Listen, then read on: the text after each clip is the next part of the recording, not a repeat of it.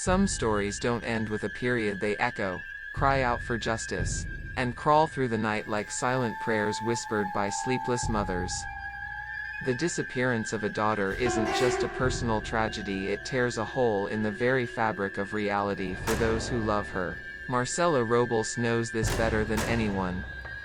When her daughter vanished without a trace, she discovered that the sharpest pain is the pain of uncertainty, the kind that makes you sleep in yesterday's clothes, hoping for a phone call that may never come. But Marcela didn't stay still. Even as the police shrugged and neighbors averted their gaze, she made a decision to act. And when she stepped into the darkness, she found others like her, searching mothers, women who turned their grief into a guiding light.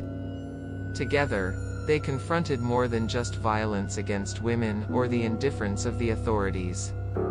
They faced something darker: ritualistic chains, malevolent entities, and an invisible force that seemed to feed on human anguish. You're about to step into a story where logic makes room for the unexplainable, where prophetic dreams can prove more accurate than any official investigation. Brace yourself for a world where La Llorona weeps not only for the children she lost, but for all the women still missing. A place where hidden graves conceal horrors and clues that just might lead to redemption. This is no ordinary tale. It's a journey through pain and faith, led by those who refuse to give up. A path that proves even in the deepest darkness, there are still voices that whisper hope, as faint and eerie as they may be. And now, I invite you to follow every step of this story. But be warned, what you're about to discover may forever change the way you listen to the silence of night. Marcela Robles wasn't the type of woman who believed in the supernatural. She was practical, grounded, the kind of person who solves problems with to-do lists and strong coffee. But everything changed the day her daughter disappeared. A regular afternoon turned into an endless nightmare. The police? They told her, she's probably just out there somewhere. But deep in her chest, Marcela felt a hollow that only a mother can understand. Her daughter hadn't run away, something was terribly wrong. In the first few days, she called every friend and neighbor. She posted in local Facebook groups, taped missing posters to telephone poles, begged for access to security cameras. Nothing. Time began to drag, and each new day felt like torture. It was like living with her heart on mute. Long, quiet nights brought strange dreams and a chill that crept down her spine. She began to wonder, what if there was something beyond logic behind this disappearance? As she searched for answers, Marcela came across some deeply unsettling facts. Dozens of girls had gone missing in the same area over the past few years. Always the same pattern. Always the same silence. Official investigations seemed to stall before they even started. It was as if someone or something wanted these girls to be forgotten. And the deeper Marcela dug, the more she sensed that an invisible force was trying to bury the truth along with them. She began jotting down names, patterns, locations. She built a map on her daughter's bedroom wall, stringing red thread between pins like a detective in a movie. That's how her informal investigation began, driven by instinct and desperation. Between old newspaper clippings and scattered clues, one word kept surfacing: sect. A whisper on message boards, a deleted comment, an ignored complaint. With each new hint, Marcela realized her search wasn't just for her daughter, it was for something far bigger. Then, almost as if fate itself intervened, she found a group of women who shared her pain. They called themselves the Searching Mothers. And these women, guided by courage and even prophetic dreams, were combing through places no one else dared to go. It marked a turning point for Marcela. Her journey would no longer be a lonely one, it would walk the line between the living and the dead. When Marcela joined the group of Searching Mothers, it felt like coming up for air after being underwater for too long. In that space, no one had to explain their pain, it was understood in the heaviness of each glance, in the silence between words, in the calloused hands of women who had dug through clandestine graves with their own tools. These women had turned grief into courage.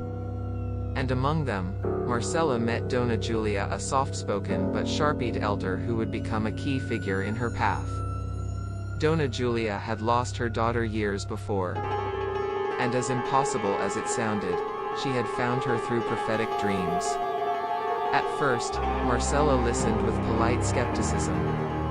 But as more women shared similar experiences, patterns began to emerge: remote places, strange symbols, and a constant feeling of being watched by a supernatural presence. Marcella's first search with the group took them to a vacant lot on the outskirts of an old warehouse. Dona Julia claimed she'd seen, in a dream, a young girl in a white dress whispering names and pointing to the ground. And right there, beneath weeds and debris, they uncovered scraps of clothing and strands of human hair. The silence that followed was chilling, like time itself had paused between horror and the grim relief of having found something real. Through tears, prayers, and an unexplainable energy that hung in the air, Marcella began to understand that this wasn't just a physical search. It was emotional, spiritual, even ritualistic. There were invisible chains binding more than just bodies. They were binding stories, truths, and hope itself. Over time, she began trusting her instincts more, listening to the whispers of the older women, and noticing the coincidences that no longer felt like coincidences. And it was in this strange space somewhere between mud and mysticism that Marcella began to believe there might be something real behind the stories of malevolent entities. After all, where there's that much suffering, something must be feeding off of it. If pain was the bridge between the world of the living and the forgotten, then maybe, just maybe, it was in that very abyss that she would find her daughter. Or at least, a real clue. Dona Julia, with her sunken eyes and trembling voice, was known among the searching mothers not just for her strength, but for the visions that came to her at night. It wasn't unusual for her to wake up gasping, overwhelmed by vivid images of trails, whispers, even scents. She would say the prophetic dreams never asked for permission. They arrived like a summons, often leaving physical marks on her body. And as unbelievable as it sounded, the places she saw in those dreams always revealed something: a piece of clothing, bones, or signs of a hidden grave. Marcella, still torn between skepticism and awe, paid close attention to every story. The details Dona Julia described were eerily specific: a rusted fence, the distant ringing of a bell, a fallen tree shaped like a cross. And each time they followed those dream maps, they found real evidence. It was as if some invisible force was using dreams as a compass to guide these mothers through grief, step by painful step, toward the truth, even if that truth was incomplete or unbearable. But these dreams never came alone. They brought fever, fainting spells, and a lingering weight, as if something was draining Julia's life a little more with every revelation. Many in the group believed this torment came from a malevolent entity, determined to keep the missing girls hidden. Some whispered that an ancient sect had performed dark rituals, leaving spiritual scars at the sites of the disappearances, scars that called out in dreams, refusing to stay buried. Marcella began to realize that, however improbable it sounded, there was a real connection between these visions and the informal investigation they were carrying out. When she cross-referenced the dreams with the data she'd gathered, symbols, specific dates, locations tied to occult activity, a haunting pattern took shape. It was like assembling a puzzle using pieces from two worlds, the physical and the spiritual. And by now, Marcella could no longer dismiss what she once called madness. The search had evolved. It was no longer just resistance against injustice, it had become a deep dive into a realm where mystery and the sacred intertwined, and strangely enough, it was in these encounters with the unexplainable that the hope of finding her daughter seemed most alive. Because if dreams could lead them to hidden graves, maybe, just maybe, they could also lead her back home. It was during one of their nighttime searches that the group felt something none of them could explain. The air grew heavy. The usual forest sounds vanished, as if even the crickets were too afraid to speak. Dona Julia stopped in her tracks, closed her eyes, and whispered, "She's here." The other mothers exchanged uneasy glances. It wasn't the first time they'd sensed a supernatural presence, but that night, something was different, older, darker, deeper. There, in the middle of the darkness, a figure appeared cloaked, floating near a dried-up creek. She wept softly. Some swore they heard their names whispered on the wind. "It's La Llorona," Dona Julia said. But something was wrong. This wasn't the ghost of legend, the mourning mother doomed to cry for her lost children. This entity seemed controlled by a malevolent force, like a puppet on invisible strings. Her eyes were hollow. Her voice, dragged and broken. And behind her, a silence that screamed. Marcella froze. A chill ran through her spine, as though something had passed straight through her body. This was no ordinary apparition. The figure seemed to guard something, a dark secret, buried deep.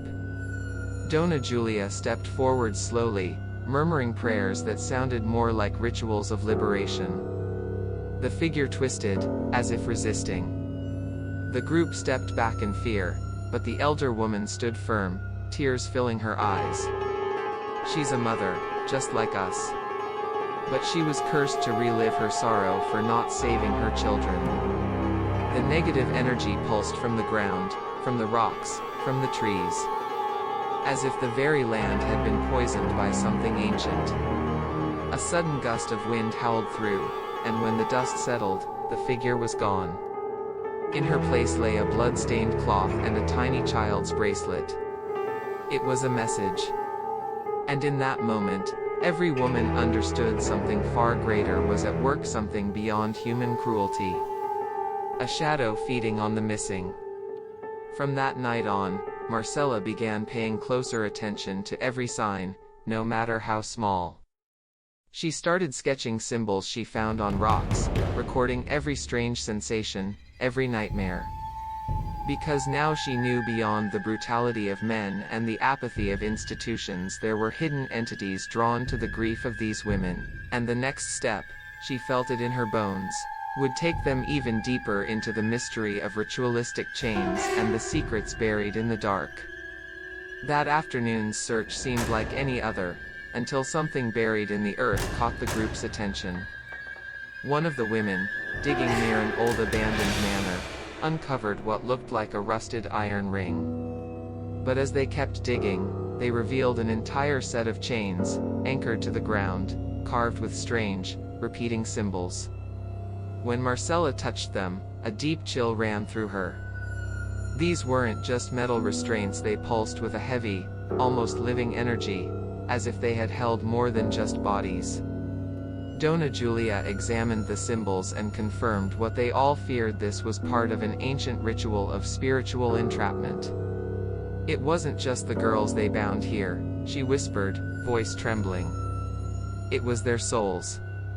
Nearby, a young woman was found unconscious, hidden beneath a layer of dried leaves. Her wrists bore the marks of the chains.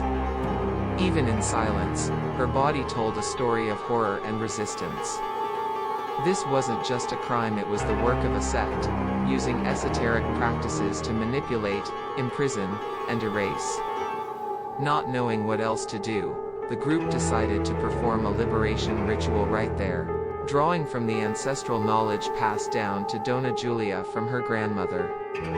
They lit candles, recited ancient prayers, and surrounded the girl with coarse salt and holy water. Slowly, the air began to lift. The girl's breathing steadied. A breeze swept through the site, like a sigh from the earth itself, as if something had finally been broken. The ritual not only freed the girl but lifted a spiritual weight none of them had realized they'd been carrying. Watching it unfold, Marcella felt her skepticism dissolve like smoke. There was no denying what she had witnessed. The group began to understand that these missing girls weren't merely victims of ordinary kidnappings, they were part of something larger, something darker. A network of silence and suffering. Each symbol on the chains told a piece of a twisted story. And each rescue was a win, a strike against the evil force that now felt undeniably real. That day, Marcella didn't find her daughter, but she found meaning in the search. She realized this fight wasn't just about answers. It was about spiritual justice. The pain was still sharp, but something new had joined her journey, faith. And with the other searching mothers by her side, she understood that even if the road remained covered in shadows, it could still be walked. Because for those who've stared into the dark, even the smallest spark can light the way.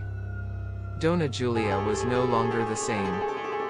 The dreams, the rituals, the encounters with forces that bordered on the impossible, they had taken their toll. It was as if every body they found drained another piece of her soul. One day, without warning, she stepped back. "I need to rest," she said, eyes red but calm. For Marcella, it felt like the ground shifting beneath her. The woman who had led them with such wisdom and faith was gone. But in her absence, a new fire was lit. Now it was Marcella's turn to lead. Her pain was no longer just an open wound, it had become her armor. Every clue discovered, every story shared among the mothers, strengthened her belief that redemption could only come if they kept going, even if no one else believed.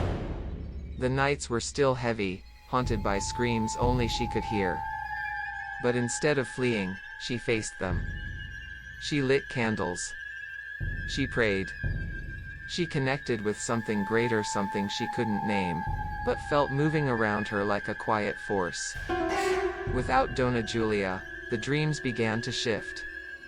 Marcella started having visions, fleeting images, a cracked wooden cross, a name scratched on a wall, a soaked doll lying in the mud. Slowly, she realized that the invisible force that once felt oppressive was now guiding her. It was as if, by diving headfirst into fear, she had learned to understand its language. It was pain that taught her. But it was that very pain that transformed her. During a new search, Marcella discovered a shallow grave, hidden beneath stones and dead leaves. There, she found fragments of documents, children's clothes, and ribbons marked with familiar symbols. She wept not out of despair, but with the understanding that every discovery, no matter how grim, freed not only a forgotten girl but a part of herself. This was a path of pain and redemption. It hurt, yes, but it healed in layers. And in walking it, she became more than a searching mother, she became a guardian of memory.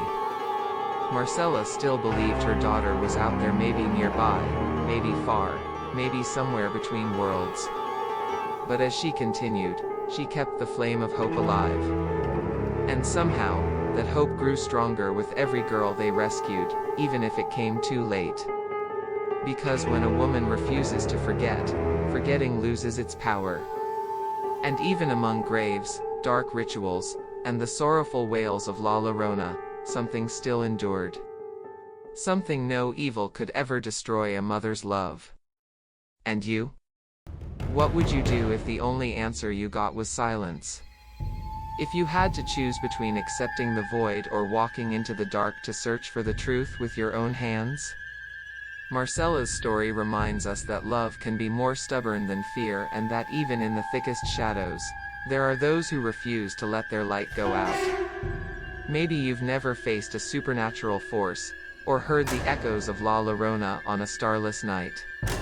But in some way, we've all known the weight of a pain that pushes us forward, even when everything says stop. This journey isn't just about the missing. It's about resisting injustice, transforming suffering into action, and reminding the world that every life matters. And you can be a part of it. Share these stories. Support those living this reality. And above all, refuse to look away. If this story moved you in any way, don't forget to subscribe to the channel, turn on notifications, and join us for more real, powerful, and transformative stories like this one. Here, we don't close our eyes to pain, we turn pain into a bridge, into courage, into a voice.